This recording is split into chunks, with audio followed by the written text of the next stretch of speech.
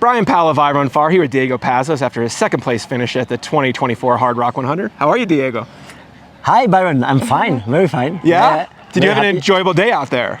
Or 2 days? Yes, with highs and downs. Yeah? But I enjoyed this day every minute. Before we get into the play-by-play, because it's kind of an interesting race for such a small field, what did you enjoy on the course? Outside of the racing, what? The landscapes. Yeah. I think I didn't know Kroger's Canteen, Handy's Peak, so I discovered everything during the race, and yeah, it was fabulous. I had the sunset at Handy's Peak. A that dream? was fabulous. Yeah. It was a dream. All red behind. It was like wow.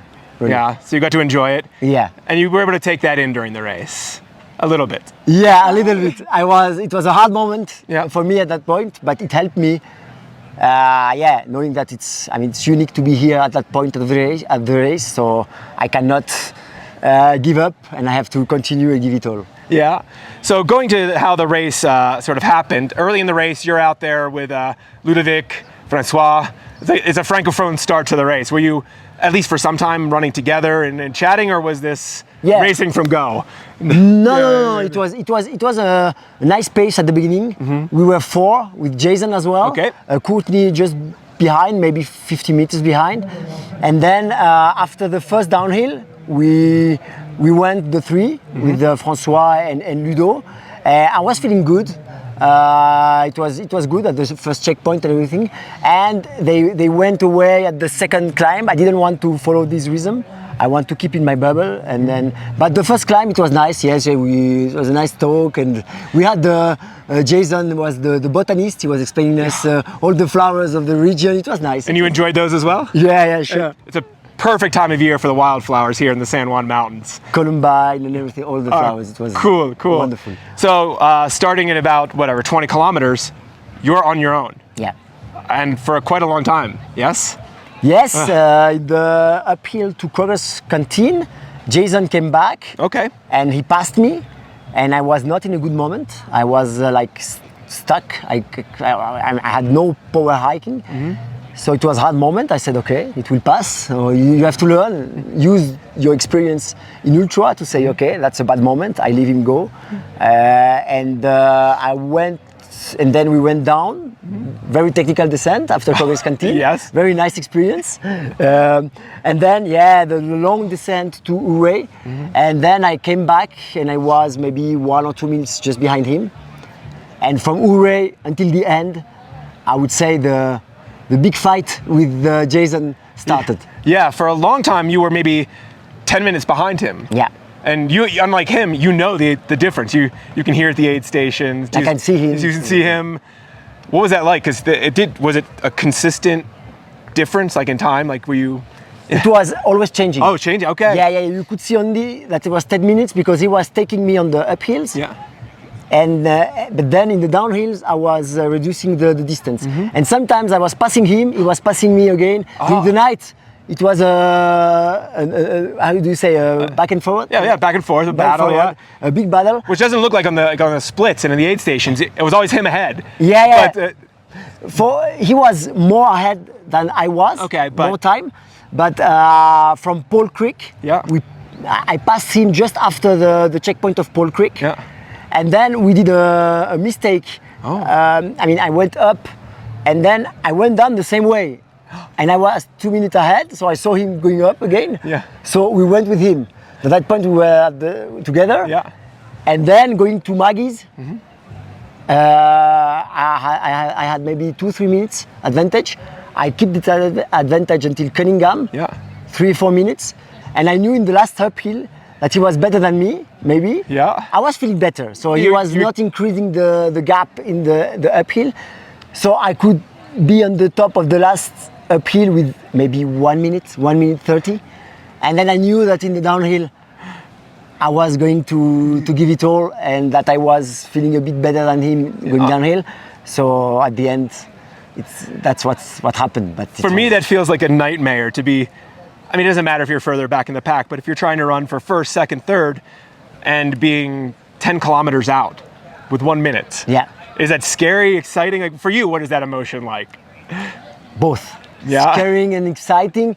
but if you want to perform, you have to be used to that. I'm quite used since the years. It can be for podium, it can be for top 10 positions.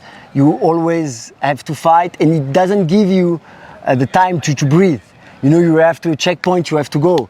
You have to put the pressure. He's putting the pressure on you. So it's a game, and we know each other very well with Jason. Yeah. So we enjoyed it a lot. It was good. I'm gonna do a little wardrobe help, because this is by rubbing on the mic. There we go. It won't rub that way. All right, so you do end up finishing second. A great performance for you. Are you happy with it? Very happy. Yeah. I mean, for me, it's perfect. Ludo was in another planet on that day, and I'm very happy because I had a very hard preparation. I had big health problems. With the family, with work, it's not easy for me to put volume, to train really well. When you are not professional and you are busy work, it's hard. Yeah. So I'm very, very happy, very proud of my performance, and mentally I think I was really, really strong yesterday, and this helped me a lot at the end of the race.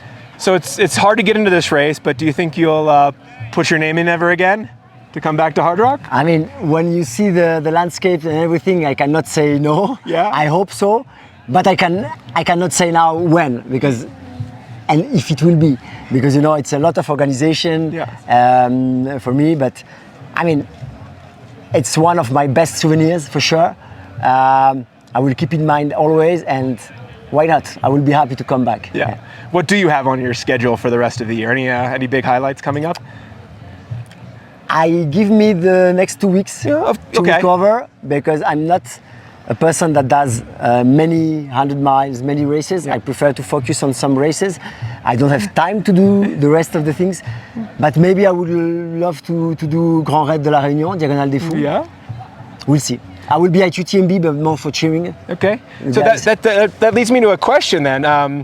UTWT, you ran when that was the first years. You've been doing that for a long time, or you've been doing high-level ultra running for a long time. People who you were racing at the top level in the UTW races, a lot of them aren't racing anymore, or are not racing at a high level. Maybe do you have an advantage in longevity in the sport because, not just because you're not choosing not to race a ton of races, but having a profession and not being able to? Is that an advantage? Not in like an individual race, but in your career. Sure. For me, the objective is the career. I want my kids as well to see me running still, to see this atmosphere. I think we have very good values in running and ultra trail running. So I want to last. And I think if you have something next to the running, and as well, if you preserve yourself, you can last longer. And of course, I think it helped me, and I hope it will help me as well in the future. Awesome. When you see Ludo, for me it's an example. I mean, for sure, he's 49 soon, and he's still at top level, if not one of the now 2, 3, 4 best ultra trail runner in the world. And it's going to be at UTMB. It's going to be interesting. Awesome. Well, congratulations on your great run here, and I can't wait to see you at a race in a decade. With pleasure. See you. Bye.